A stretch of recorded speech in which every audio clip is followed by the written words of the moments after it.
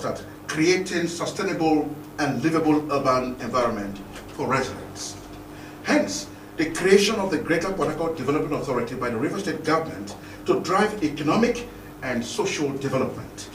Today on the program, I'm joined by no other person than the sole administrator, Greater Port Harcourt Development Authority, Dr. Tonte Davis. But I'll let you know a little bit about him just after this break. Stewardship with SNB.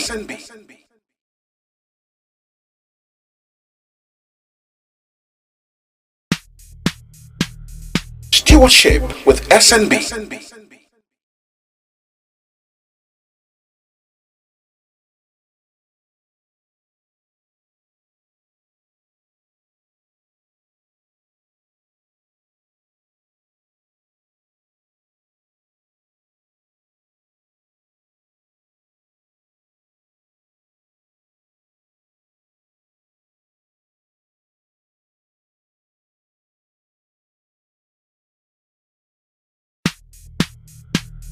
Stewardship with SNB.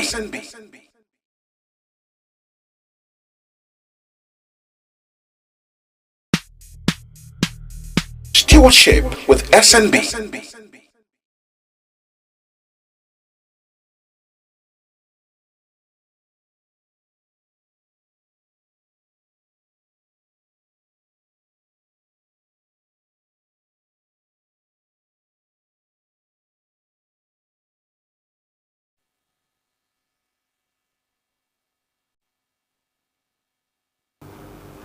Well, it will be recalled that just yesterday, the governor flagged off the automobile spare parts market center here in Illinois, and of course, which means that while he's been distracted by people around him, he's also very focused to bring development to the doorsteps of every riversman.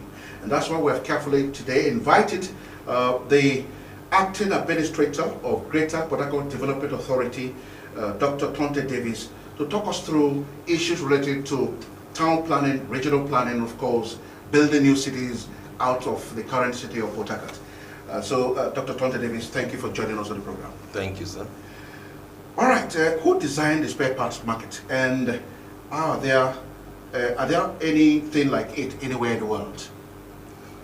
Yeah, the spare parts automobile center is a child of the Rivers State government. This is about to the spare parts dealers that upon this coming into power, it was going to ensure that place is built. And what happened yesterday in my speech, if you look at my speech, was promise made, promise fulfilled. You know, we have been able to go through other persons, and we have located a contractor that we feel has a capacity to do that. That was what happened yesterday in the flag off.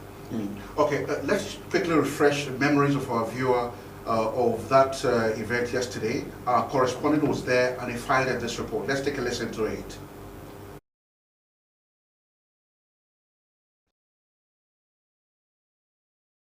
The project that will be completed in 36 months will be an integrated center that will house 10,000 lockup shops, 50 industrial warehouses, 25 brand plazas, 25 banks for provide support services. Governor Fubara explained that there was an initial partner who lacked the capacity to handle the project, which was paid off, and Gosh Project Limited, a new partner, was engaged. The governor said his administration is advancing the welfare of Rivers people and is undertaking the project not because he wanted to own any business interest in the project, but to ensure the development of the state.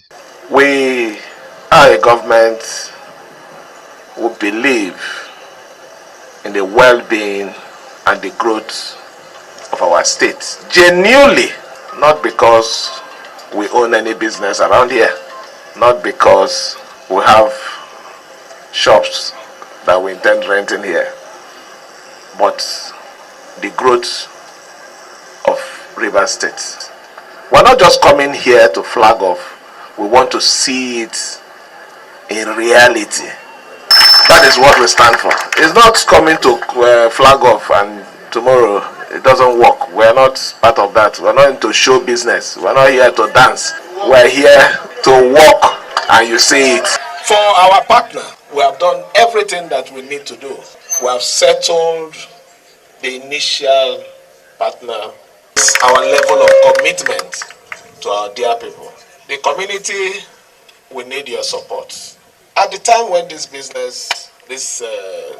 premises will be properly put in place, it will change the economic state of this environment. People will be employed.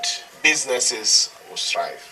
Governor Fubara also dismissed the purported list of People's Democratic Party PDP caretaker committee members for the state that is making the rounds and said it is the handiwork of chief publicity seekers whose imagination will not stand.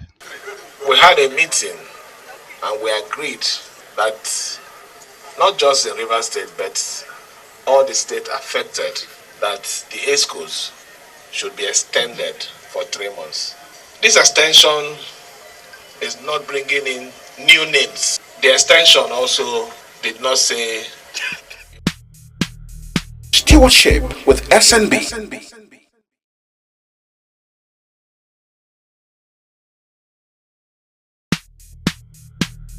Stewardship with SNB. All right, that was the Governor Sibilai for talking at the event. But you are physically here in the studio, so we want to know, could you give us details of the design Bill marked? Okay, the design is designed to accommodate, you listen to it accommodate about 4,000 units of about 4 lock-up shops, designed to accommodate about 1,000 car park space, so that when you come in here to do your business, you are not parking outside. It's a modern facility. It's designed to have about 1,000 units of mechanic workshops. And like yesterday when I was making my speech, I also mentioned that we have had an haphazard mechanic workshop springing up here and there. In the past. Over the years, we also had governments that came in and gave them some places, like in Mile 3, somewhere was given to them. We also gave them somewhere at the Lekoya House, Lekoya Stadium Road or thereabout. Go in there is not ordered at all. So what we are trying to do here is to have an orderly manner of doing the business of automobile mechanic workshop and auto spare parts center. We also have in there car sales shops, so that people who are selling cars, you know, can also come in, take up spaces, not to display cars on the road as we see, you know. Yeah, we also have about we have a shopping mall inside of it, a shopping mall, so that people within that area can also come in there, do their shopping. We have a crèche inside there for those who are doing their businesses, so that just in case you don't have to drive out to go and take your children in and out of school and all that. We have banking arena and all that. So it's a complete automobile mechanic workshop and automobile spare parts center, an integrated one for that matter. You don't give any consideration to security concerns? Of course. So? Of course. There's a police post there. Oh, in it? In it, yes. Yeah. Interesting. All right, so how many formal or informal jobs does it intend to create? Of course. You have a lot of informal jobs, even right now, as we speak. Immediately after, in their thousands, you're going to have formal jobs after, like we're talking about 25 banking arena. If we have 25 banks, plus minus, coming in there, so you can see that more employment at that formal sector has been created. You know, you have their stands and all that. You also have those that are coming in to sell in the malls. Like you see the Port Harcourt Mall now. You go in there, see all manner of shops going in there. So you are going to have a lot of informal jobs created, formal jobs created, pre-construction, during construction, and post-construction stage. So what is the target date of completion and how do you achieve it? Well, we have signed a period of about 18 months. But of course, it's going to be taken in phases. You know, going to be taken in phases. As each phase comes in, we're going to be allowing people to come into the body. So plus minus within the next 18 months, it should be commissioned. Okay, power generation is one problem in this our country. So how do we intend to power the center? Yeah, so without power, nothing can actually Of course. Right now, the vision have a better environment to live, to do leisure, and to work. I don't want to throw this open in the public for now, but within this 25 hectares of land. How you found it? Well, it's a big one. It's also expected to have a massive funding. But you also know, or private? Yeah, of course, but that's where I'm going. But you also know that it's a revenue-generating agency on its own. Because when government acquires a large area of land, over 190-something thousand hectares of land, so square meters of land, you know that that land is available to go into partnerships with those who want to come in to do one thing or the other. We are currently speaking with some companies that want to come in to do power and some other industries. And so when we signed up these people, like the 20,000 housing, is a PPP. Okay. It's a PPP. Yeah. So you see that we are going to be generating a lot of revenue for the government. That's why we said even this spare parts shop is a revenue generating thing. That's why we're going to partnership. At the end of the day, the government has a percentage. We have generated revenue. You understand me? So it's a revenue generating agency that generates its own revenue. But that does not mean that the government is not supporting us. We have a lot of support, especially with His Excellency. The very first time I met with him, he gave me an assurance, no problem, just go in. That do your thing. With that, we'll make bigger noise. All right. Yes, if they're making noise, then you make bigger noise. Yes, sir. All right, interesting. All right, we're talking to the acting administrator of Greater Port Harcourt Development Authority, Dr. Tonte Davis, has the capacity to raise new cities away from Port Harcourt City. Stay with us. Stewardship with SNB.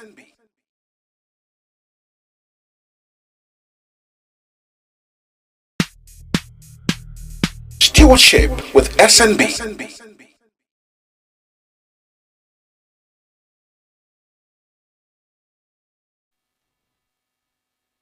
Yeah, just behind the camera, my guest and I were just laughing over that information I threw at you, that if his authority, his agency, has the capacity to raise new cities away from Port Harcourt City. And he laughed. He said, yes, they have the capacity, even though it's an uphill task. So let me put a question directly to him as you watch us do it.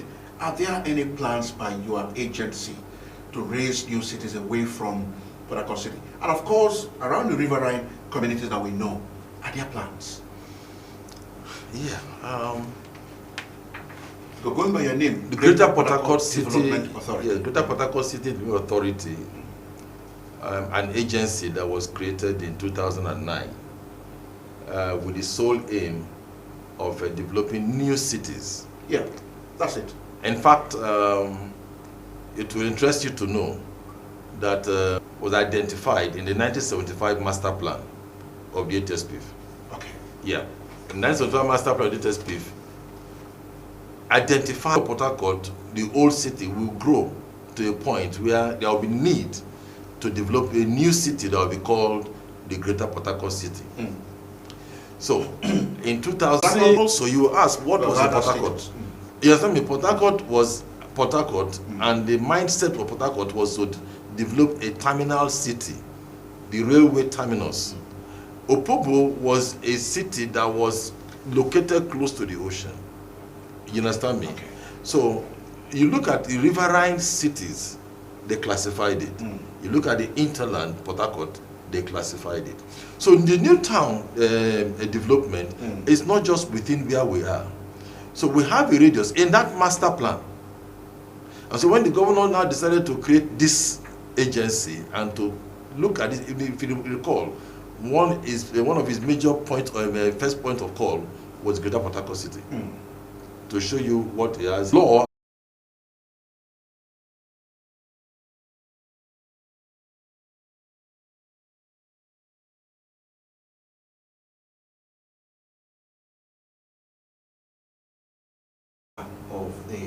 your agency. What is the possibility that new cities can spring up around the riverine area, not the upland, considering the topography of these riverine communities? What is the possibility that you can quickly raise new cities around the riverine areas? Okay, I will tell you the possibility. Because it's very possible around the upland. Upland, yes. Yeah. Okay, and let's take it this way. Let's take it this way. When the ACOSGIB, the people that developed the Greater Port Harcourt City Master Plan in 2009 came in, some of us were privileged to work with them. And the chief town planner there, Nico, I took him up to Secretariat, put the point block. We didn't climb far. We just got to the 4th floor. And I told him to look across. He looked across, was Abonima Wharf. Okay.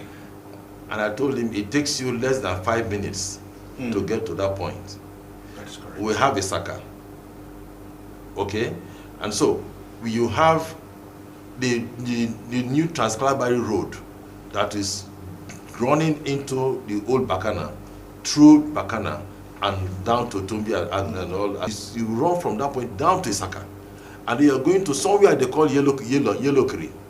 That will be pushed towards the Bonisi.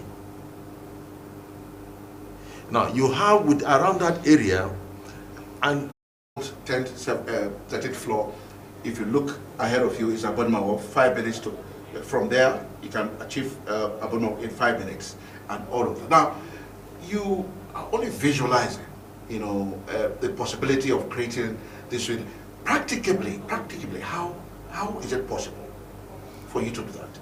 Considering the fact that you also have a time frame of how long you will remain in this office. Okay, we have an existing master plan that for some years we have been trying to implement. Unfortunately, not much was done in the past 8 years with the implementation of that master plan. Now this, you see, massive, in fact, the one they call charity is already gone, but completely. Now we have other areas around which the educational layout, that one is also gone. The housing is going. We have just about 300 plus minus about 400 hectares of land located in that area. Now, because we have signed 20,000 housing, you will ask me, where will the other about 600, 700 hectares go? That's why we're pushing them out of there. Stewardship with SNB.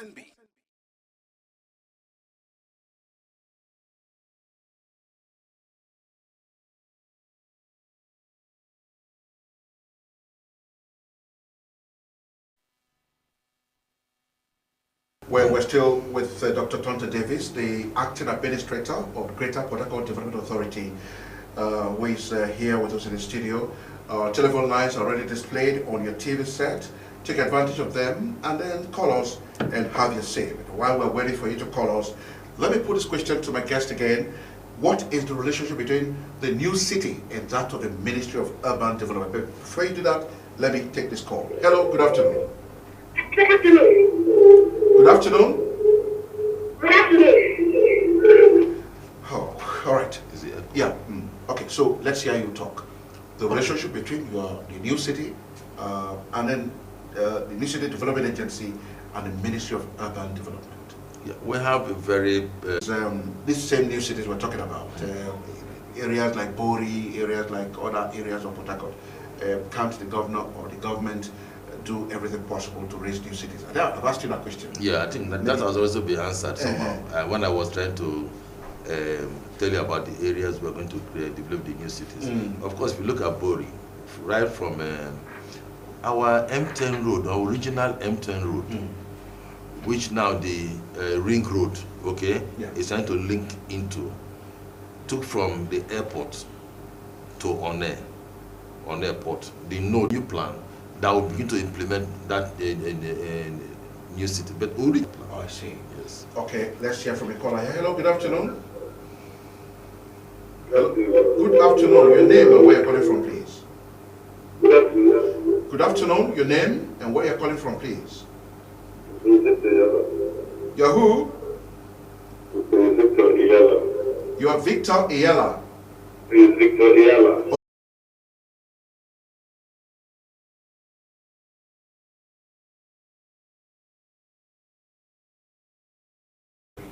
was the change of name necessary? Yeah, because I was the staff of that agency. And then I grew to become a board member. And then at the conceptual stage of developing the master plan, I told the Akosgib clearly, I'm just saying this for the first time we're saying it on paper, that it will be difficult to implement that master plan. Okay. Big city concept. But you can do education on there. You can do health services on there and all that. And that's what we are trying to bring in within these new cities. You understand me? So we see certain areas that will be clearly a smart city concept. But not fully smart city. No, fully smart city concept that will be brought into those areas. Okay, in the new cities. In the new cities, yes. Oh, interesting. Okay, with the Port ring. If the governor so feels that I should remain, why not? But I think with the passion that is burning in me, and knowing where we are coming from as a state, that we are not there at all. Considering where Lagos is as from 1967, from where we are from 1967, is to ensure that each time you want to see him, you have free access. That is one thing I've not seen. You know, is this ready to listen to you, hear you out, guide you, hear things you want to do, and then work with you. Gives you a go ahead. So there's a lot of things I've presented to him, and he says, go ahead, bring it up. So I believe that at the end of these first 4 years, Rivers State will see where we are as a state. Okay. There's a lot we have in our sleeves, and let me not just throw them out in the public to do. That by the end of this tenure of this governor, who is a people's governor, who all he wants to do is to serve the people of Rivers State. And I know what I've thrown up on the table. In the next few months, you'll see what will happen in Rivers State. All right. You said the governor is a listening governor, yes, and he's ready to also assist you to do your job. But do you think, with the political distractions that are around him, do you think it will enable you to achieve your dream? Yeah, we can't afford to let you go without asking a political question. No, I cannot answer political because you're co-professional. Yeah, I know. But I'll say this. Please do. I'll say this. You hear him each time he speaks from his heart. You see he's saying, I don't care about the distraction. I just want to go forward. He's running. He keeps saying, I will surprise you. The surprise is not a threat. The surprise is, I'll keep surprising you with things that you will see. He's a working governor. That's another interpretation we're hearing. Yes, he's a working governor. And well, yesterday I said something. You know, I said he has matched words with action. Okay. The first assignment he gave to me was this. He said, ensure that I come and flag off this. There are a lot of challenges that were there in this spare parts market. But in less than 1 month, Governor has so, with his benevolence, and come up to settle these issues. You heard him. He has paid off the previous people. He called them. I was surprised. Nobody told him. He called them. What happened? What happened? And he settled them. And we have settled them. We have signed up every document. We have handed over to this people. Same time on Monday, when this program will come to your living room. My name is Solomon. Stewardship with SNB.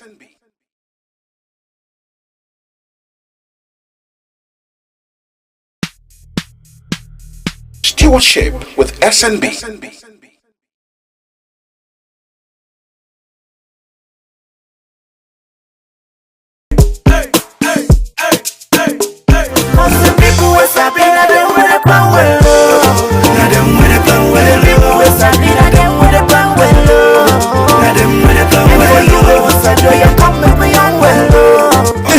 Make you sabi, make una plan well. Learn correct information about different kind of family planning method. Then they safe and they work well. You and your partner fit plan when una like to born pikin. Tanda well, make you yarn with your partner. Make them sabi say you support modern family planning. Oya waka go kolobi the better one wey go fit your body today. Cause say we get one wey correct for you and your partner. Sabi the correct thing wey family planning dey do. Follow talk family planning with your partner. waka go do family planning. Get it together, get it together. Join hand plan your family for tomorrow wey better. Now, the Rivers State Ministry of Health bring una this message. Corruption not in my country. Hello, Alhaji. Right now I'm in Abuja. No.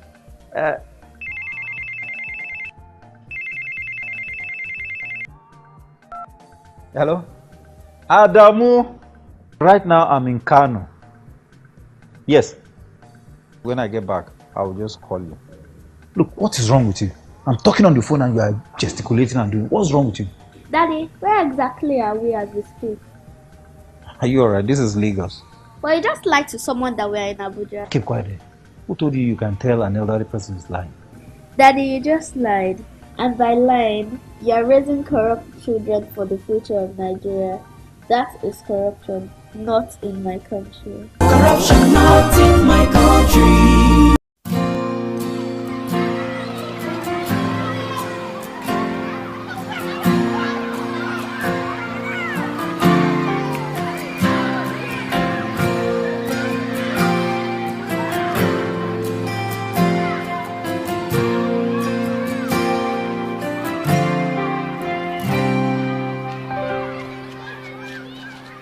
A child in the distance, playing in the rain, the sweet sound of water flowing away.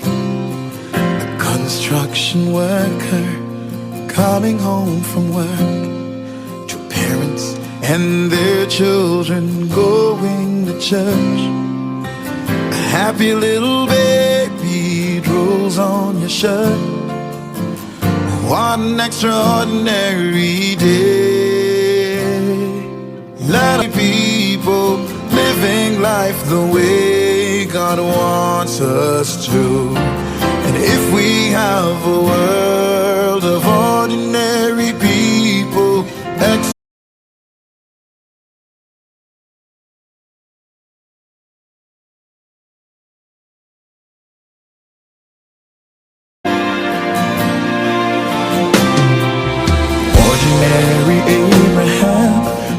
just a man, but he'd kill his son for the price of a lamb.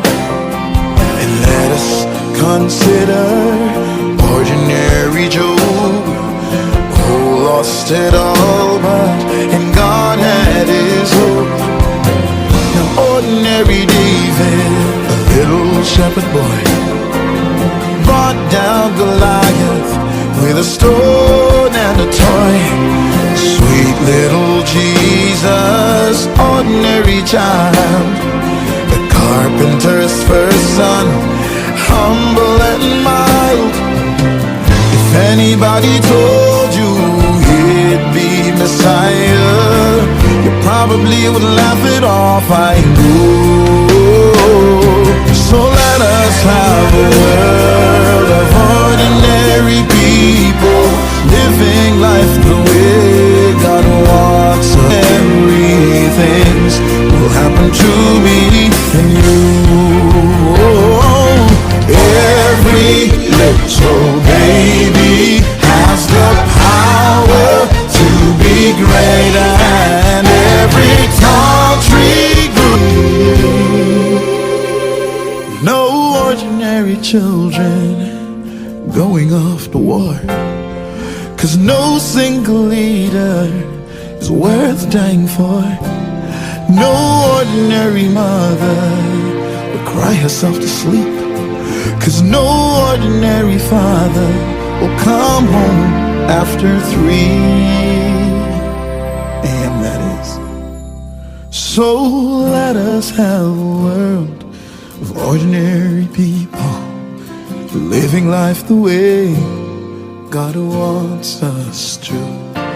And if we have a world